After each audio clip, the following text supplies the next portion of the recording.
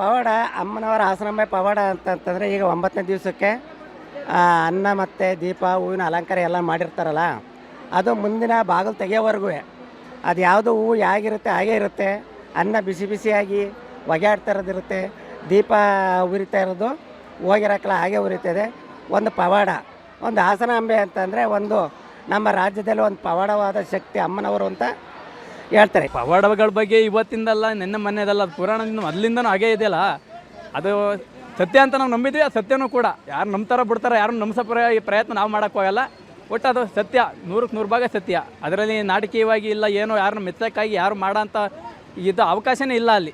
ಏಕೆಂದರೆ ಬಾಗಿಲು ಬಂದ್ ಮಾಡಿದ್ಮೇಲೆ ಒಳಗಡೆ ಹೋಗೋಕ್ಕೆ ಯಾರ ಹತ್ರ ಇರೋದು ಜಿಲ್ಲಾಡಳಿತದ ಕೈಲಿರುತ್ತೆ. ಯಾರೋ ಬಂದು ಓಪನ್ ಮಾಡಿ ಏನು ಮಾಡೋಕ್ಕಾಗಲ್ಲ. ಯಾರು ಅದನ್ನು ಹುಸಿ ಸುಳ್ಳು ಅಂತ ಏನಾರು ಬೇರೆ ಏನಾರು ಕಲ್ಪನೆ ಇಲ್ಲ, ಸುಳ್ಳು ತಪ್ಪು ಹೇಳ್ತವ್ರೆ, ಏನೋ ಜನಗಳು ಯಾಮಾರ್ತಾವ್ರೆ ಅಂತ ಅನ್ಕೊಂಡ್ರೆ ಅವ್ರು ಇದಕ್ಕೆ ನಾವೇನು ಮಾಡೋಕ್ಕಾಗಲ್ಲ. ನಮ್ಮನ್ನು ಮೌಢ್ಯರು ಅಂತ ಅನ್ಕೊಂಡ್ರೆ ಅವ್ರು ಅನ್ಕಳ್ದೆ ಬಿಡಲಿ, ಬೇಜಾರಿಲ್ಲ. ನಮಗೆ ನಂಬಿಕೆ ಇದೆ, ಅದ್ರ ಮೇಲೆ ಇದು ಇದೆ, ಆ ಶಕ್ತಿ ಮೇಲೆ ನಮಗೆ ನಂಬಿಕೆ ಇದೆ. ಅದರಿಂದ ಒಳ್ಳೇದು ಆಗುತ್ತೆ ಅನ್ನೋ ನಂಬಿಕೆನೂ ಒಳ್ಳೇದು ಆಗಿದೆ ಕೂಡ.